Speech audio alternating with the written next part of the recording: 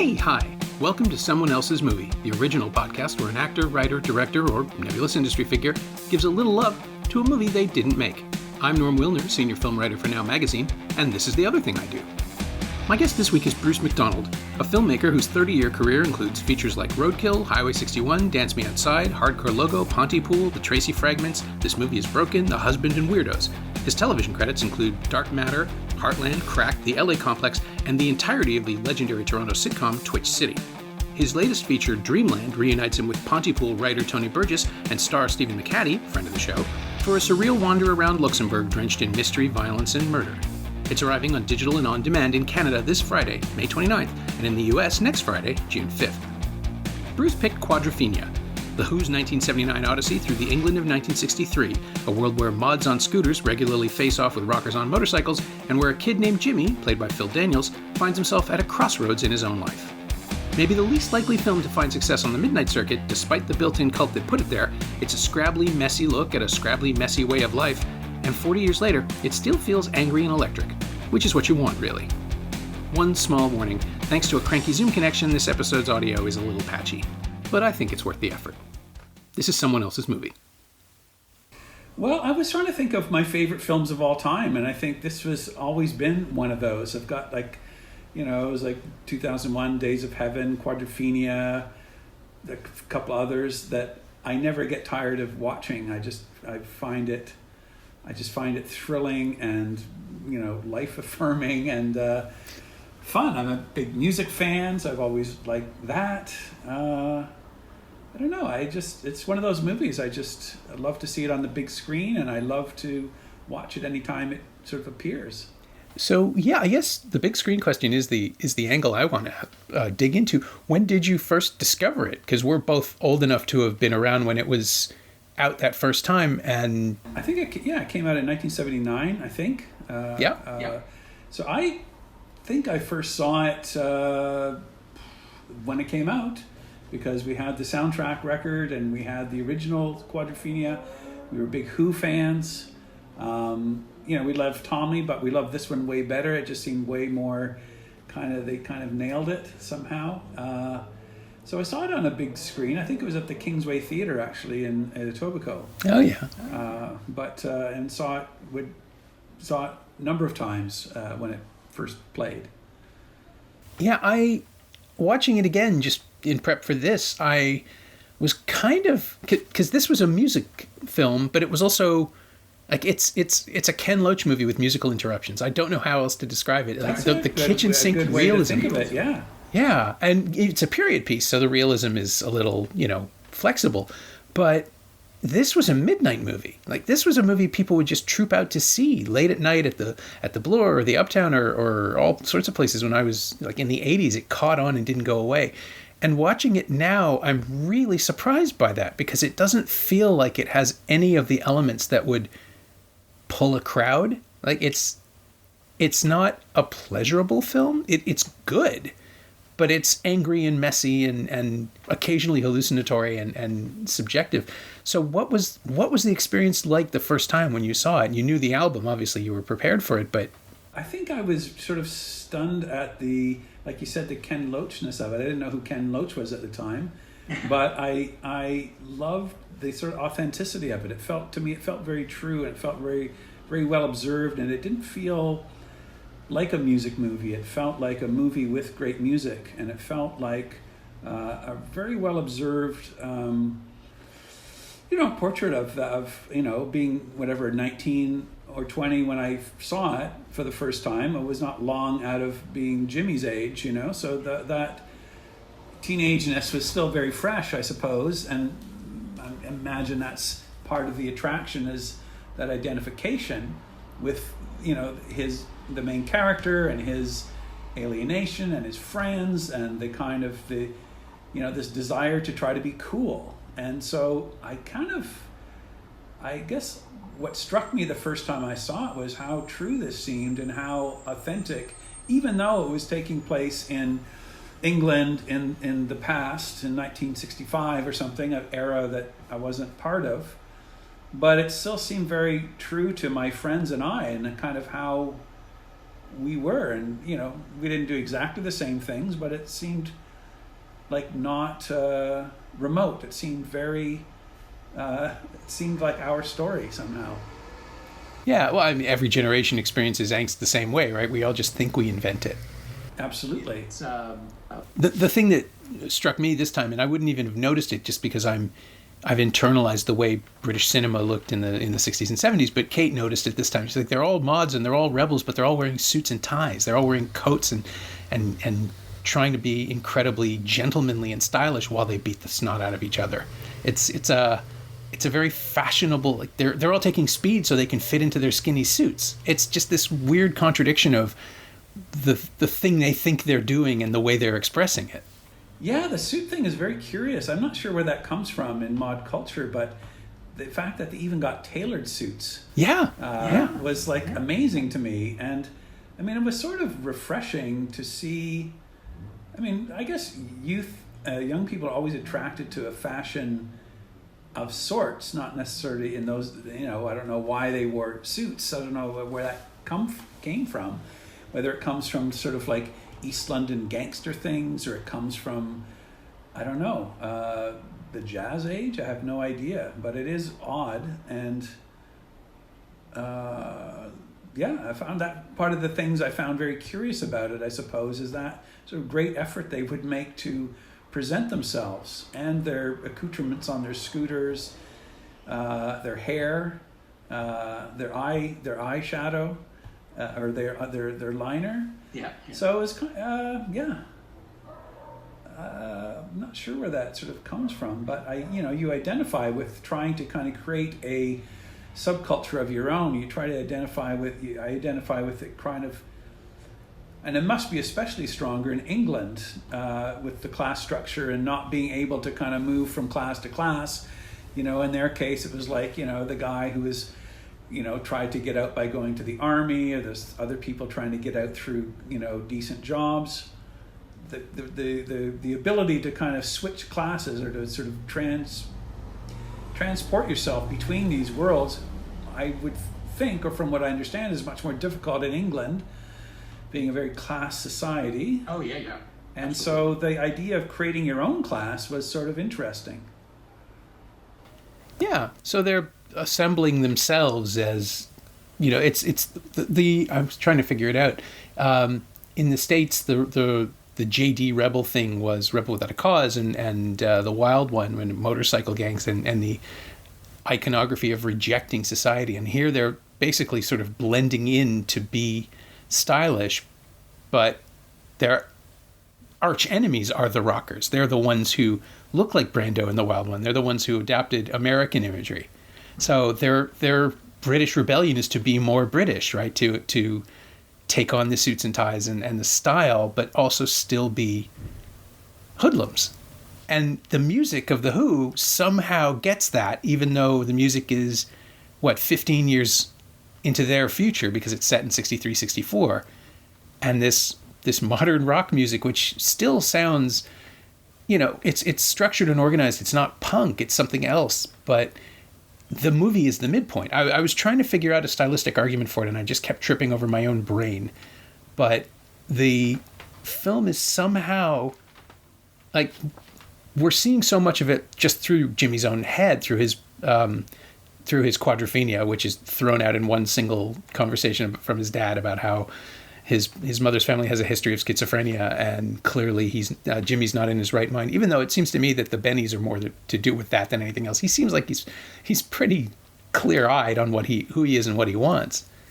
But we're in this space with him where the movie just keeps presenting an experience of being inside of his head and having nowhere to go, and all these weird conflicting desires. I don't know if it's intentional or not, but I definitely this time through I picked up a level of a homoerotic thing going on between himself and Ray Winston's character, who shows up, the former army guy who's now a rocker. Oh yeah. You mean in the bathtub, right? Yeah, Yes, the other rocker guy. Is that Ray Winston? It is a young Ray Winston, a very young Ray Winston, and Timothy Spall is in there as the projectionist too, which I didn't catch the last time. That's right. Yeah, where they're playing cards. I guess, you know, I mean, Jimmy and his, call him Ray, I suppose, they meet naked in the bathtub, and it's the rocker. It's like I saw they're old friends from high school, and they've kind of gone there's a different way, and clearly Ray is the kind of the better looking, cooler, good bloke. Yeah. Jimmy's the kind of crazy looking dude. Yeah, I suppose, and his demise with the fact that he couldn't sort of, he wasn't able to defend him. Yeah, he locks up and runs away. Really, really twisted his brain around that, whether it's homoerotic or it's just an affection for his old friend or his youth or his, it's kind of devastating for him. That scene was great, that kind of reveal of who he is, and they never kind of come back to that at all. Yeah, I kept expecting he would return, but no, Winston's character, Kevin, never comes back. He's just gets the snot kicked out of him, and that's that. But a great scene, the meeting. I mean, I was so impressed, too, of the, talk about the efficiency of the scripting in the first 10 minutes. You set up everything, you set up the lonely man by the sea and his kind of, the spirit of this character. You set up the scooters and the rockers on the bikes and that tension. You set up the two girls, the one that likes Jimmy, the one that he likes, and it sort of, that first 10 minutes ends, I guess, with Ray, or starts with Ray or Kevin in the, but yeah, just a really efficient, great setup of the story and what's to come. Yeah, and the other thing about it too is the period aspect of it. There's really no statement made. It's just happening in the early 60s. We can sort of get the cues through the music more than anything else that they're listening to. But it all sort of coalesces after the scene in the baths where they go out to get a cup of tea, right? They go to that diner, and I could smell the air, like that textured old dust. What they're eating. Yeah, it's just so, it's so clearly not modern. And part of that is because England, after the war, took a long time to figure out what the next phase was. And this is actually part of that, right? The mods and the rockers were all the next generation of kids figuring out who they wanted to be, and it wasn't their parents. But the sense of, it sort of climaxes in Brighton when they get there and they destroy this seaside town, which is it's quaint and lovely. I've been there. It still looks like that. Nothing has changed. The games in the arcades are newer, but this invasion of the young, right, of the new generation, just pushing its way through like locusts and destroying the seaside.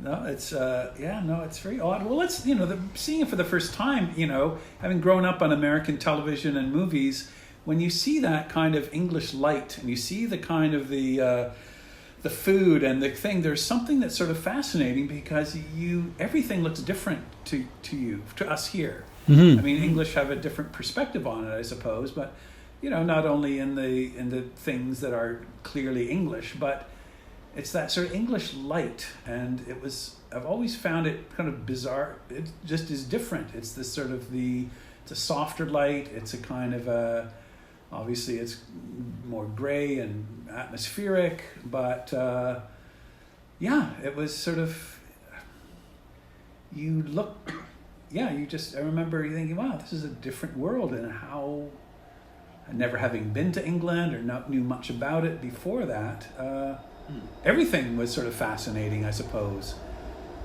in that way, in the details, the way, the things that make you see a movie over and over. Each time you watch it, you begin to notice different things, or you appreciate different things. You appreciate different aspects of the story or the theme or the movie making. And I guess that's why a movie becomes a favorite, is that you're able to take away something new from it each time, hopefully, that feeds you or something. You kind of enjoy. It's like a favorite record that you put on, and I never managed to see Quadrophenia in a theater. I think the first time I saw it would have been on Laserdisc. Yeah, because they used to play it, I think, at the 99-cent Roxy.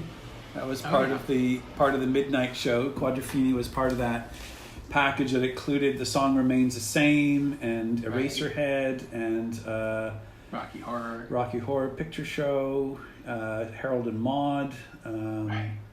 what else would be in that sort of zone of midnight movies? El Topo. You know, so it was, and of course the Rolling Stones, Give Me Shelter. Right. So music-y movies, even like With Nail and I would have been in that slot a little bit. That was part of that midnight thing that I remember. The Roxy, we would, you know, that was part of their midnight slate, I guess. It would sort of revolve. It wouldn't be that eclectic. I mean, it's all about going to see something with a group of like-minded people, right? I mean, it's a way to experience the feeling of the mods versus the rockers without actually having to fight.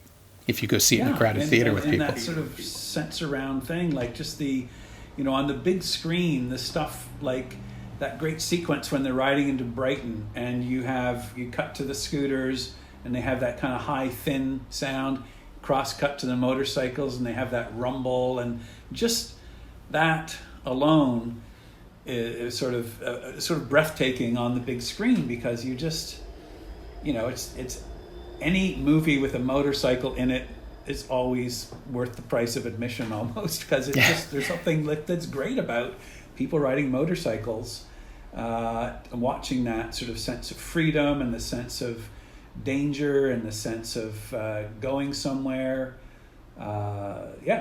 just moving through space, it also has that Western feel of people on horses or something.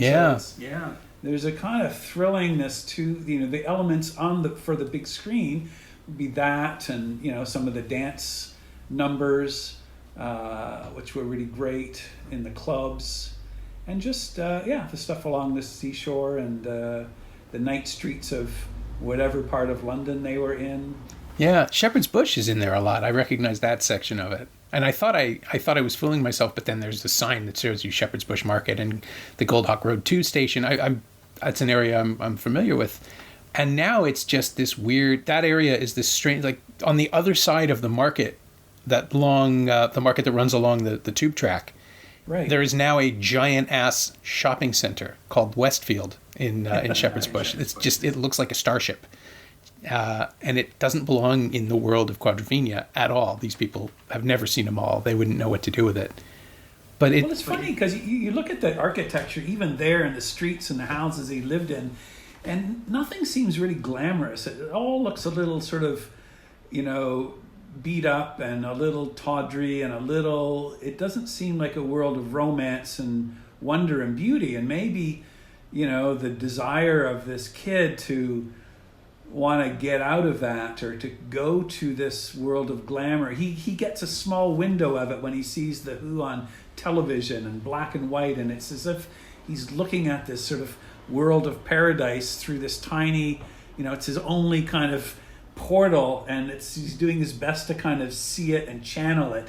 But the world around him is so kind of broken down, and the people seem kind of broken down, and the only light or the only sort of shimmer at becoming King Arthur or becoming, you know, going to paradise or whatever it is that, you know, you're yearning for has got to be created. You know, they're trying to create that, I don't know, sense of somewhere else, maybe. I don't know, where like the suit, where we're talking about the suits, wherever that comes from.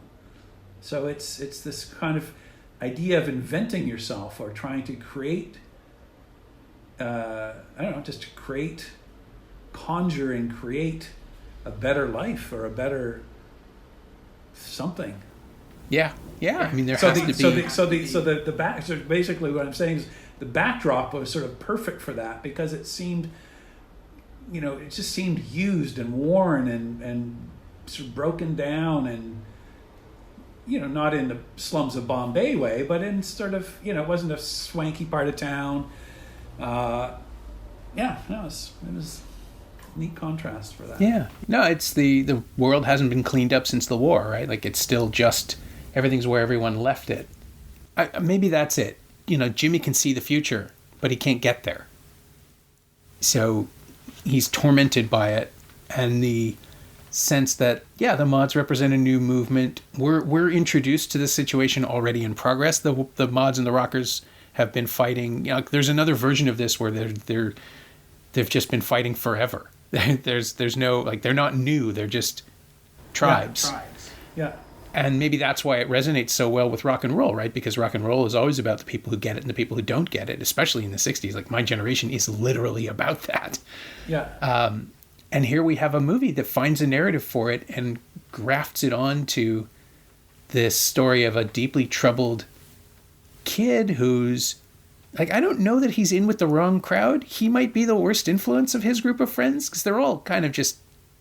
They all seem pretty sweet as friends, you know? Yeah, they just want to go out on dates and go to parties. They want to dance pretty hard. Like, they'd be moshers now. They'd want to go out and jump up and down. And there's even that sort of, that first time we really see how they work as a collective in the house, when they go to the house party, crash it, and start pogoing, which wasn't a thing as far as I know in 1963, but absolutely was in 1979. And there's just this infusion of the present, right, into the...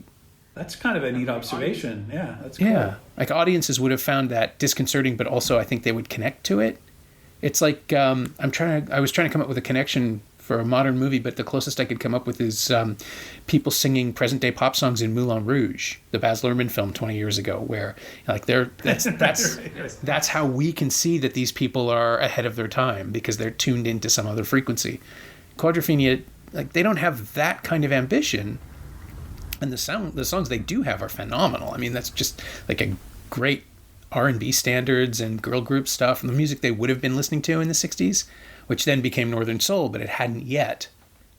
So again, they're ahead of the curve.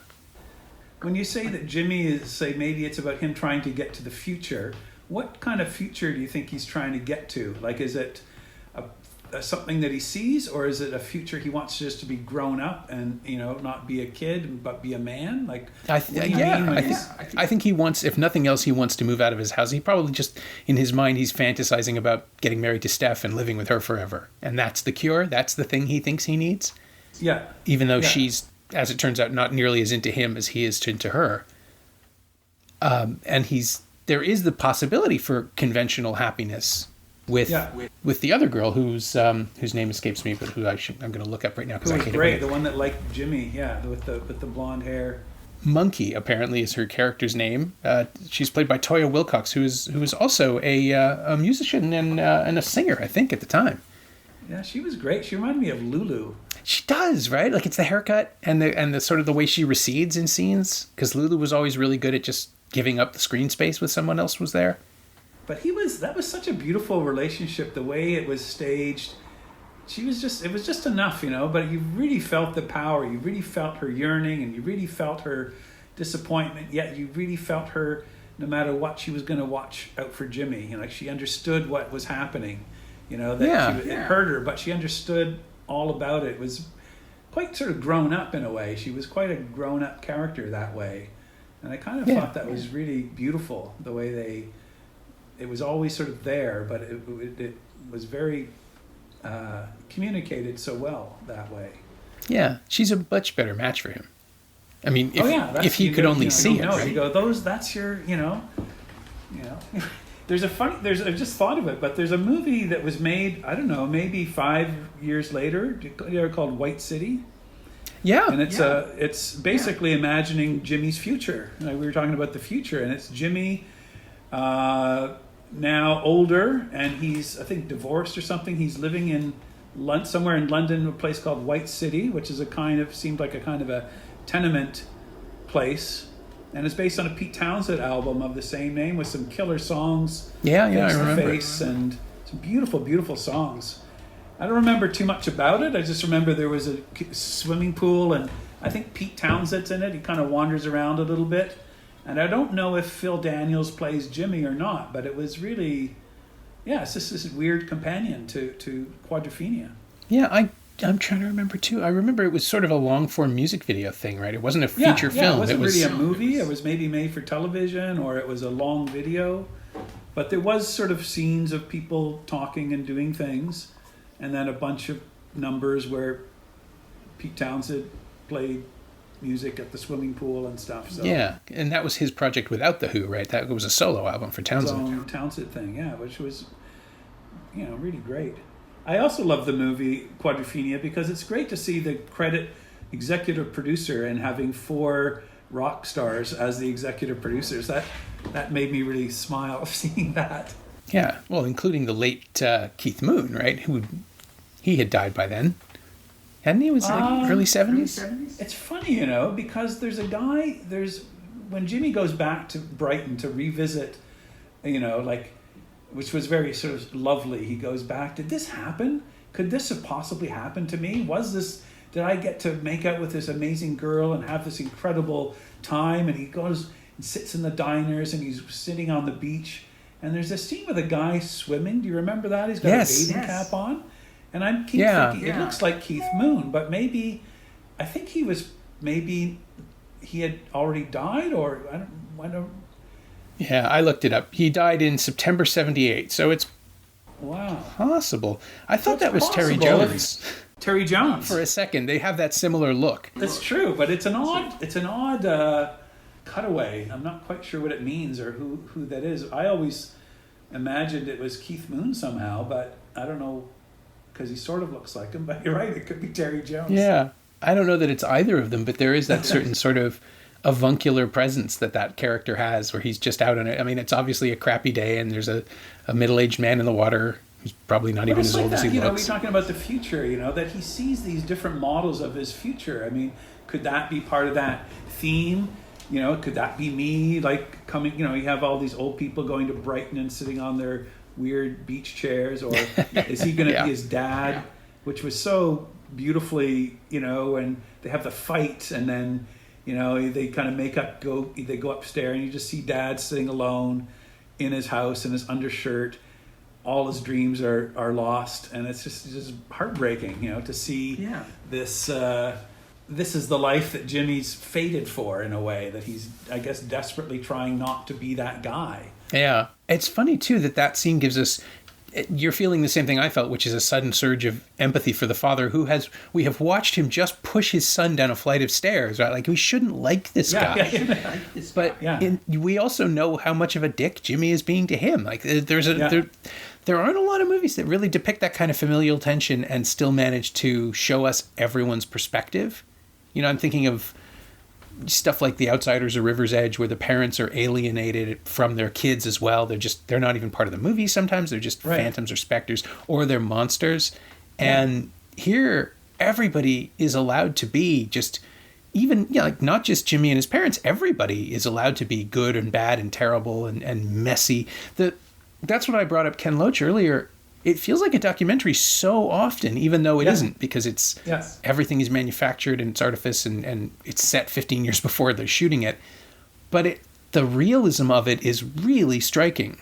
Yeah, the fact that it is a fiction film, and there is a manufacturing to it, but to me it's done so well that it doesn't seem processed. It seems caught half the time, and it seems well observed. You don't think, these are sets on a soundstage. These are real houses. The casting of the faces of the people was phenomenal. Like what you said, from the projectionists to the mother, like that two shot of the mother and the dad sitting in the glow of the television light, and he's kind of half asleep, and you're like, that is such a perfect documentary shot.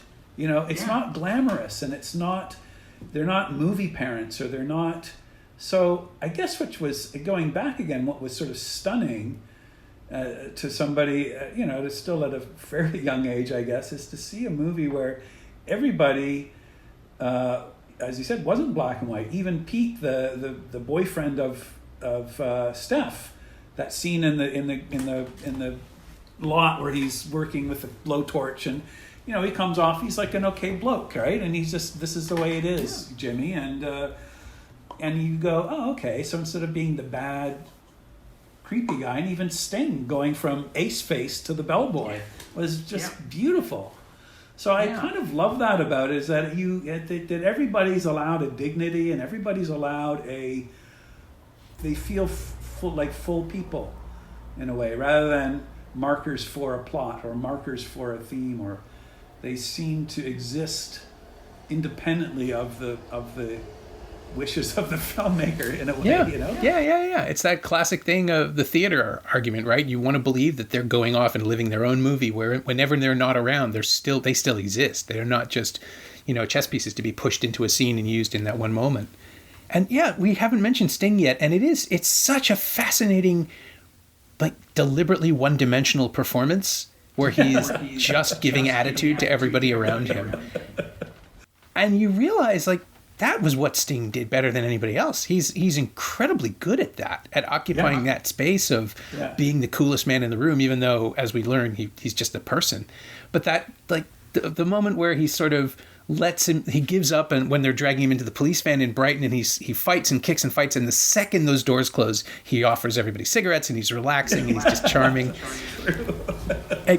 The sense that we never see the real guy. And then back, the next time we see him, he's in court and he's pulling out his checkbook to pay his fine as a gesture and a flourish of rebellion, and everybody loves it. But so, okay, he has money, or does he? Because he works as a hotel bellboy and wears a silly silver suit and is clearly not nearly as commanding, or as like he's fumbling with, like, that great visual image of him fumbling with the three cases.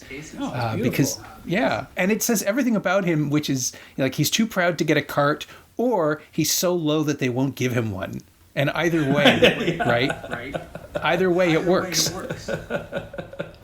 But you do feel that humiliation, that little crack in his armor there, for that sort of moment. Just more for not so much for the acting, but for the action of that scene. And you're like, and you sort of, there's a moment there you go, oh yeah, the poor bastard is like, he probably loves his little bellboy uniform because it's kind of groovy, but it's like you go, oh yeah, you totally get why he is Ace Face, why he, has the greatest scooter, why he has the greatest clothes and the greatest hair, because it's got to be something that helps destroy this humiliating job that I have, that I can't let anybody know that I do, and it's again, it helps make him, more, at least two faces, or two sides to the bellboy. Yeah, and he's the analog of Jimmy too, because Jimmy also has a menial job in fashion. Probably, we never really find out what it is exactly he does. He's a runner, as far as I can tell, in the fashion design office. But his rebellion is self-destructive, right? He doesn't go into work, or he steals the photos he's supposed to be. He hasn't figured out the trick that Ace has of just doing your thing to finance the world that you want to be in, even though, like, he's clearly barely keeping his head above water with that, because Ace is spending way too much money on clothes, and Jimmy he has one suit that he's very excited about, but he's also ruining his prospects. When is it Roger, Steph's boyfriend, who offers him a job in the rubbish yards, because he's not a bad person either. Yeah, as you said, he kind of looks out for him. Every single person is better put together than Jimmy, which is, obviously that's why Jimmy's the protagonist, because it's the most interesting. But yeah, you're watching someone actively turn down help for 2 hours. And it's somehow, it's exhilarating because he keeps escaping, because the pursuit of the escape is the thing that makes it rock and roll, the thing that the Who songs are about. It's just about not being able to take any of it. I get why it caught on in the States, because it's so, the visuals are just foreign enough, but the iconography is purely American. And that's the music as well as the movie. It's really fascinating that it captures something that the band never really tried to do again, I don't think, in terms of their ambition, right? Because it was Townsend who wanted Tommy to be the opera, it was Townsend who wanted Quadrophenia to be an epic, and yet this was the one time it all came together on the scale that they wanted. Because I love Ken Russell's Tommy, but that film is insane.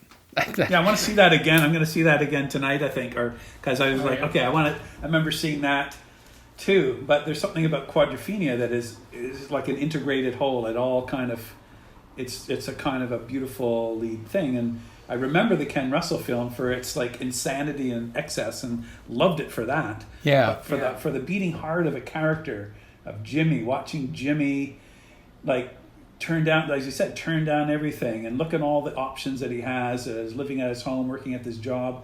Like when he's racing across the cliffs, these beautiful white cliffs at the end on his silver motor scooter. Yeah. I had a flash of, like, remember the opening of Brazil, the Terry Gilliam movie where the guy's flying in that silver suit in the air? Yeah. And it's this kind of, Don Quixote-like character on a horse, and it had that sort of Englishness about it. It had this sort of oh my God, Jimmy is a total, he wants to be King Arthur. It's like an Arthurian or a kind of very Englishy something there that was very epic and beautiful, that he finds that one little moment. I don't know what happens to him at the, like, I guess White City tells us what happens to him, but... yeah, I was going to ask you. The ending is deliberately ambiguous.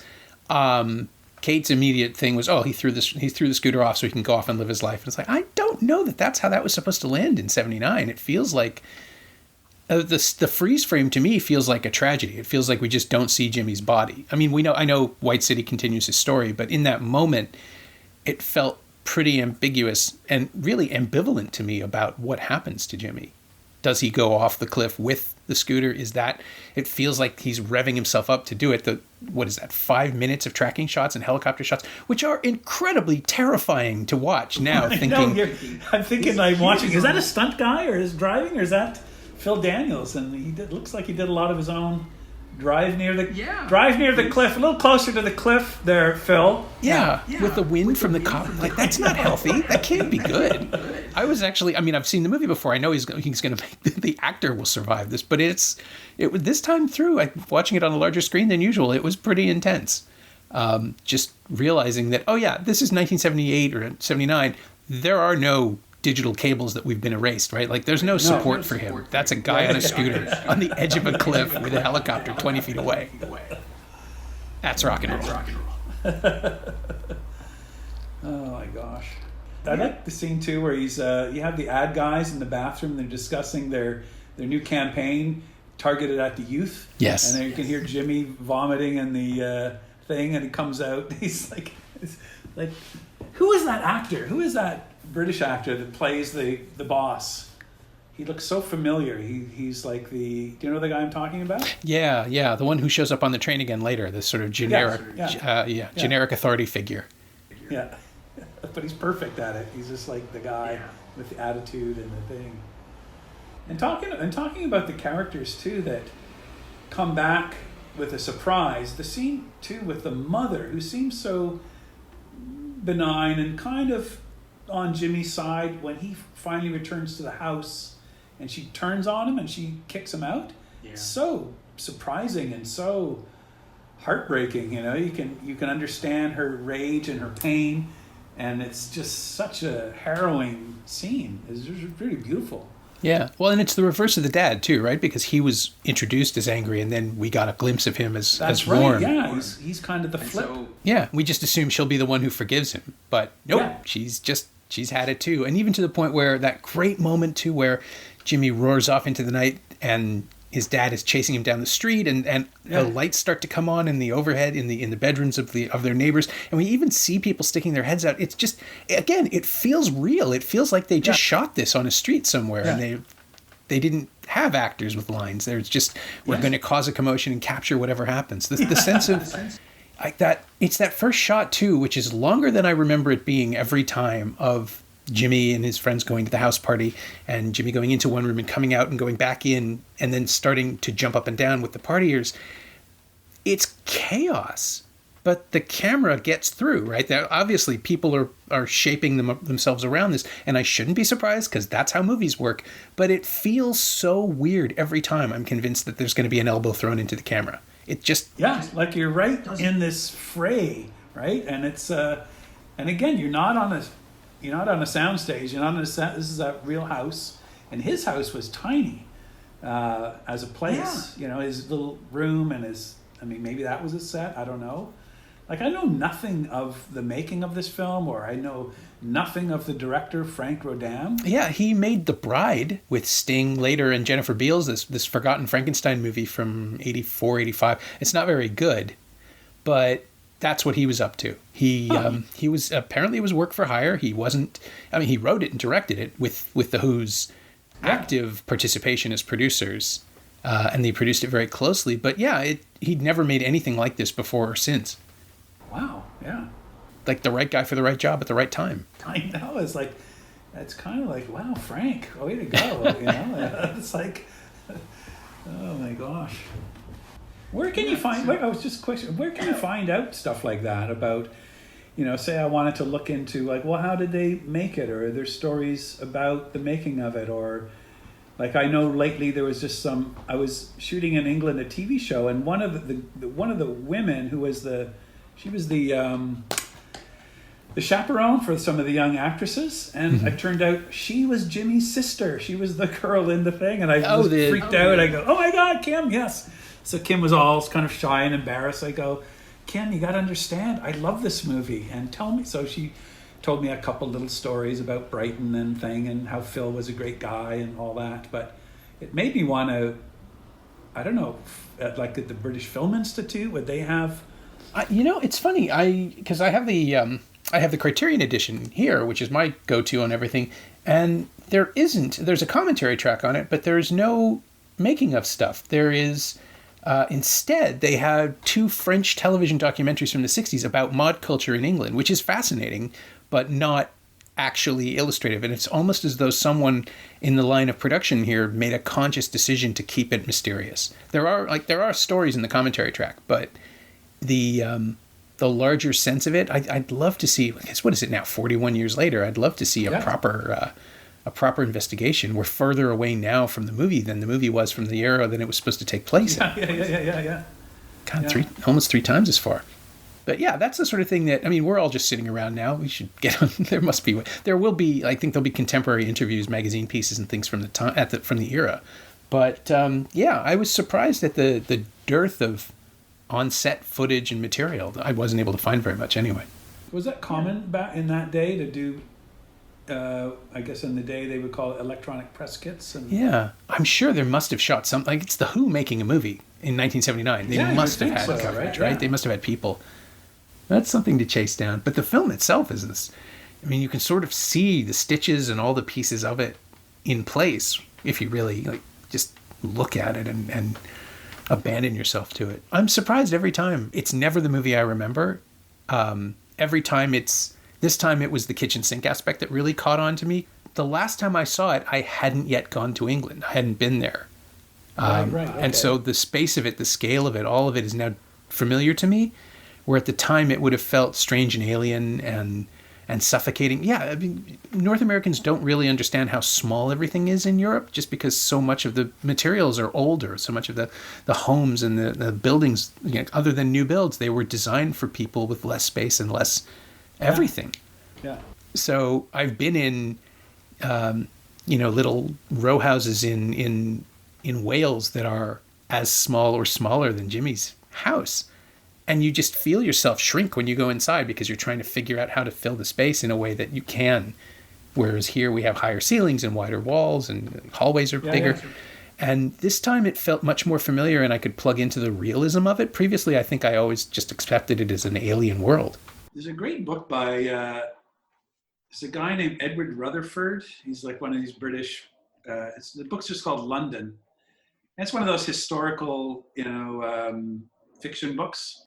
It starts with London in the time of Caesar, and every chapter it kind of jumps ahead to 400 years, and there's like a working family and some kind of royal or rich family, and you follow these threads through to today. But it's a really, if you know London or you know part of it, it's a really kind of fun, easy book to read, and you watch the city grow from nothing to what it is and why certain things are the way they are in this kind of very, traditional historical fiction thing.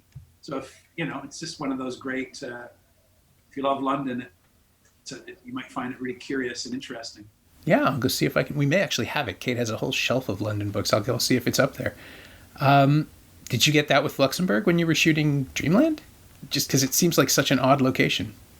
No, it's really odd, but it was like good fun. I mean, it's always fun when you're away and you're with a new tribe of people and they sort of embrace you and take you out and you discover the things that are particular to that world. And yeah, and just being in Europe, is just such a kind of has that sort of just Euro feel. And, everybody does things a little bit differently, but yet it's all the same. Like there's this kind of universal language, the universal film language, but Yeah. it's interesting because, they grips do it this way, or they hours are this, or they call this guy this thing, and it's kind of fun because you're comparing your styles with each other, and sometimes you win, sometimes you don't.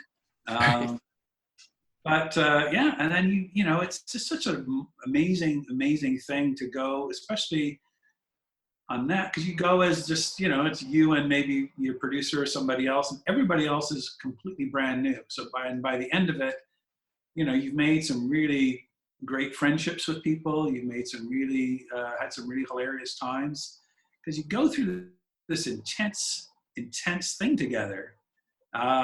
And it, no matter what, it sort of bonds you. Like, no matter what, you see these same people 15 years later, you can pick right up from where you left off. So it's a really lovely thing to kind of come.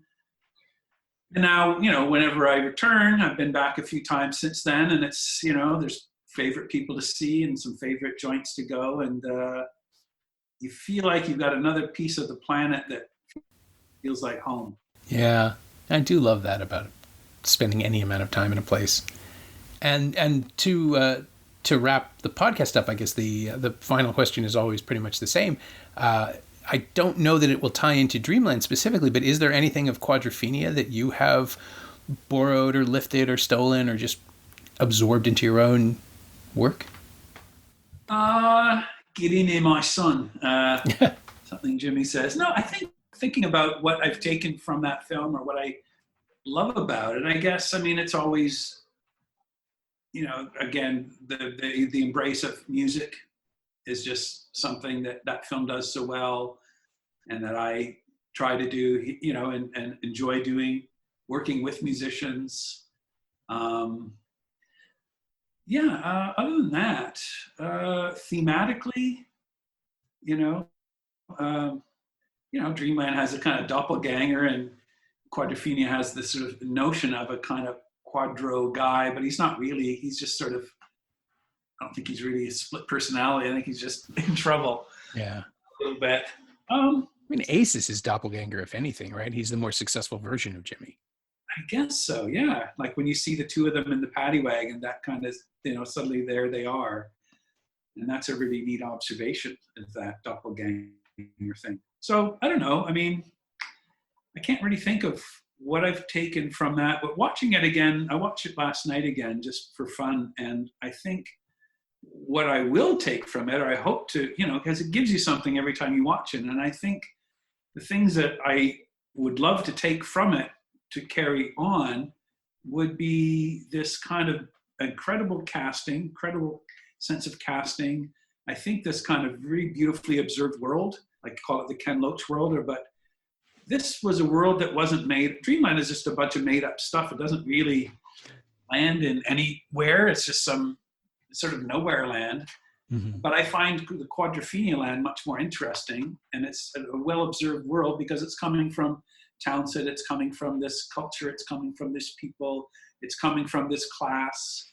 And I find that so much more powerful and meaningful because it becomes universal somehow. And that focused, I think, I can speak as a suburban kid in Toronto, it speaks universal truths, to you about identity and love and friendship and all these things. So I hope to take away from it the beauty of that kind of human observation. It was just masterful and so well done.